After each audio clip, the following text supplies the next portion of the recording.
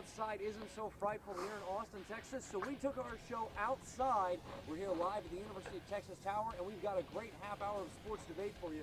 Don't go anywhere. It's College Crossfire. What the hell's the rest of it? Where's the rest of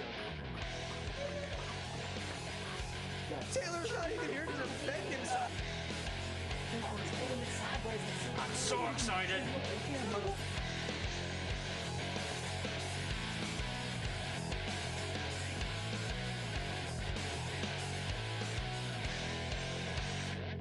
And there you have it, the beautiful University of Texas at Austin main building tower. We are live here on the South Mall for our episode of College Crossfire. Decided to move outdoors since it's so beautiful outside, and we couldn't have picked a better day to have it. Glad to have you all tuned in. As always, we want to remind you, if you want to let us know what's going on, what's on your mind, be sure to tweet us at CollegeXFire. We'd love to hear your opinion. And you know what? Let's go ahead and introduce the panelists who are here with us today on the mall. Sitting to my immediate right, it's Corey Schneider joining the show. Corey, how are you today? Good. It's great to be here, Garrett. All right, man. And sitting to his right, making her first appearance of the season because, hey, she's been behind the scenes, being the executive producer of this show the whole year. It's Jordan Cannon. Jordan, how are you this afternoon? I'm good. I'm excited to actually be on. I know. We'll actually get some of your opinions that are always in my ear, but nobody else can really hear. Now you can all hear me. And sitting to her right, it is Jet Beecham making his return to Crossfire. Jet, how you doing? I'm doing great. All right, so we're all great out here, and we'll go ahead and get straight into our first topic. And since we are here at the 40 acres, we might as well start with what's going on right now, and that is Texas basketball. Now, the Longhorns took on UCLA at Reliant Arena this past weekend in Houston in front of a crowd of right around 3,000 people. And man, it's a good thing not that many people were on hand, as the Longhorns gave up a 12-2 run to end the game, and UCLA goes on to beat the Longhorns 67-65. Now, panelists, we've talked about some of the problems that Texas has had so far this year. What do you take away from this game? We'll go ahead and start with Corey. You know, like I said last week, the Texas basketball team is not what they were 3 or 4 years ago. They're not offensively explosive. They're young, they're athletic, they're tall, but they are raw as a team. They have to develop. You know, this year is a developing year for them. Maybe 2014, 2015, they'll be playoff contenders, but I don't see anything happening in the next 2 years. All right, so nothing for the next several years for the Longhorns. I don't see it. Maybe when they're juniors and seniors, you know, too many freshmen and sophomores playing right now. All right, Jordan, what do you make of the Texas basketball team right now? As far as what that game showed that Texas is young and cannot finish a game as far as this game is concerned. But I think Texas fans should still not freak out until we hear about Mike Kabongo, because if he comes back, there's a chance that they'll get better. Not be great, but get better. But if he doesn't come back, then I think we're going to see a season that keeps going how it is right now. I would say, do you think that Texas will be able to improve any on how they finish games, or is it something you see plaguing them the entire rest of the season? It has to get better. That's not something, as early as we are now, knowing that you need to work on finishing a game, you can't not get better throughout the season, or that's just poor coaching as much as anything. All right, so Jordan's optimistic. Jet, what do you think? I mean, I'm also going to be optimistic. These are young players. You got to cut them some slack a little bit. They're just freshmen and sophomores. Our seniors don't play. They sit the bench, really. So you're running with a team that's really raw. And so looking at these guys, you know, you don't have Mike Kabongo, you don't have Jalen Bond, 2 sophomores that are really the leaders of the team itself. So looking down the road, I mean, Cam really had a really good game. Freshman, you know, finally that 5-star center gets good. And I mean, we were playing Shabazz Muhammad, who's one of the better players in the NCAA. So, I mean, I'm going to look at it like we did pretty good. I mean, it was a good game. Finally, we kind of, I mean, UCLA's not ranked, but finally it's a kind of a good team that we actually kind of competed with. You know? All right. A little bit of use of the word "we" there, Jake. You might want to watch yourself there. We're sitting here talking about the University of Texas, obviously. And I guess my question is, Corey, you said that this is something where you see it's going to be a couple of years down the line. Is Rick Barnes still going to be here in a couple of years if he has a difficult season? Yes or no answer from each of the panelists. Yes. No. Yes. Yes? All right.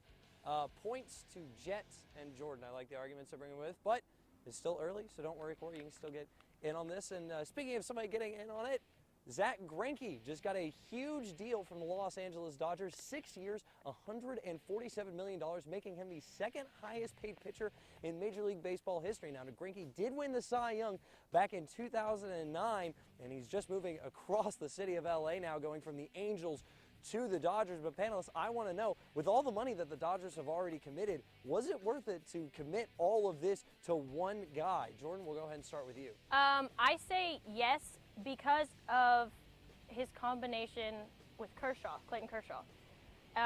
One thing that I was looking at when I was trying to figure out an answer to this question is there's a statistic called fielding independent percentage, which is basically an ERA that takes out defense. So it's literally just looking at an ERA for a pitcher. And Greinke is tied for third place behind number 2, Clayton Kershaw. So I think this is really rebuilding the Dodgers, and which is what they're aiming to do this year. So you have to be willing to put up the money. So I think it's going to be worth it for them. All right, Jet, what do you think? No, it's not. I mean, he won the Cy Young in 2009, but that was 3 years ago now. As you see, he's kind of on a steady decline.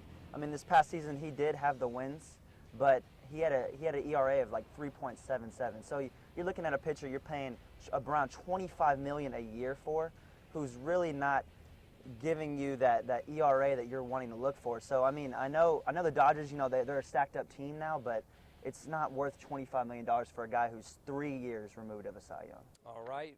Corey, what do you think about it? I have to agree with Jet with this one. So you have a pitcher who's not only the second highest paid pitcher ever, but also the second highest annual paid player in the Major League history. Okay, right behind Alex Rodriguez. Yes, he had a Cy Young Award year in 09, but besides that, he's had an average ERA, 3.3. Not spectacular, not worth $25 million a year.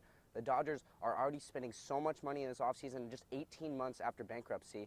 I'd say that they should build a bullpen, not play a guy that plays every 5 games. Not worth that money. But I mean, you figure if you factor Greinke into the rotation, then you've got Capuano is still there, Kershaw, Greinke. I mean, doesn't that solidify them as one of the best rotations in the National League? Absolutely, I think it does. But at the same time, I don't think that his performance right now, yeah, it's great, but I don't think it can guarantee games like a solid bullpen does. If they had a stronger bullpen as opposed to an elite pitcher here and there, I think it would be a better decision for them. Jordan, what do you think about that? You look like you have something on your Oh, mind. no. I think it is a good point. I was mostly looking at, you know, the combination of starting pitchers that they have. I think it looks strong to me statistically, performance-wise. I think it's good because I was looking at his ERA too, and it really has been kind of steady the past 3 years, I guess, since the Cy Young. It hasn't. I think it went down a little bit the past 2 years. Yeah, it hasn't been what he was. It hasn't been what it was in 09, but. Well, 2.11. And another thing, sorry, you saying him winning the Cy Young in 09, Kershaw won it in last year. So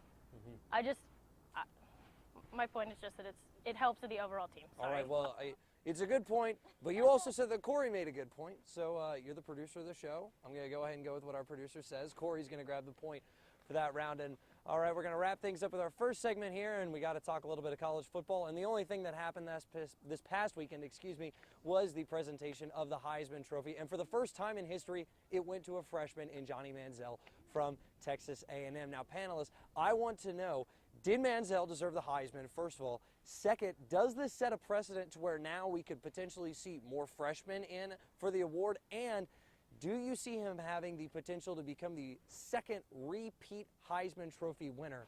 Jet, we'll start with you. You know, I was more of a Te'o fan, but in all honesty, any 3 of those guys deserve the Heisman. Johnny Manziel being a freshman, you know, he put up numbers that you just don't see, especially coming from the SEC.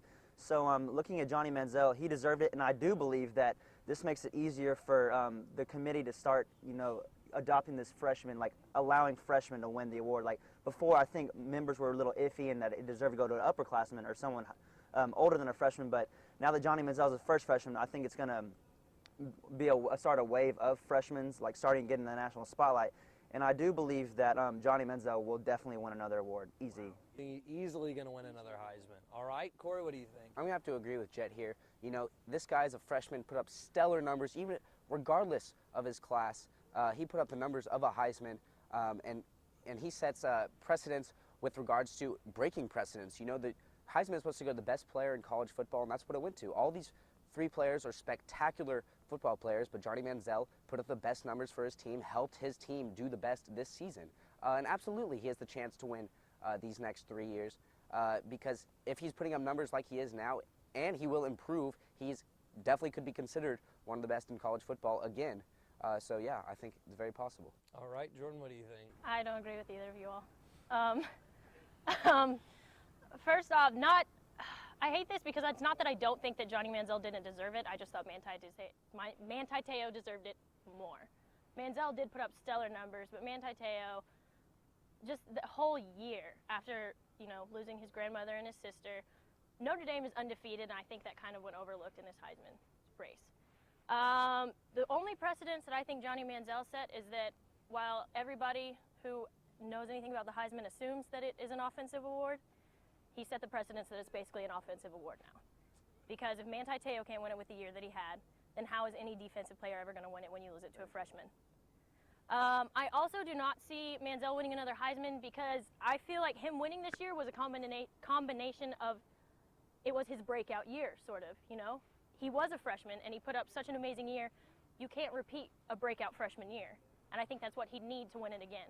So, no, I don't think he's going to win it again. All right, I like where you're coming with, so I'm going to go ahead and give the point to Jordan on this one. So we head into our first commercial break, but don't go anywhere. We'll be back here in just a couple of minutes live from the University of Texas Tower. It's College Crossfire.